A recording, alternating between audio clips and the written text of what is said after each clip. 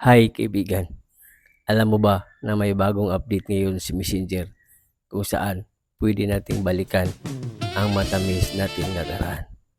At kung emote ka naman, pwede mo naman hindi mo balikan ang matamis mong nakaraan.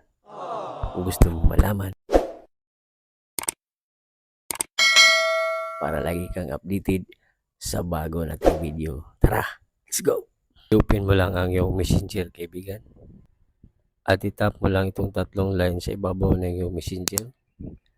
Tap mo lang ang icon settings. At scroll ka lang pababa.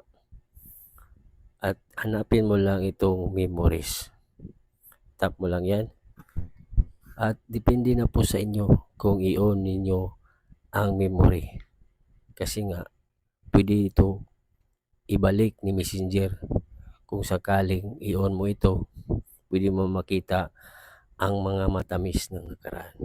At kung emote ka naman, ay pwede mo ding hindi i-on ang iyong memories. Ganon ang bagong update ng ating Messenger kaibigan.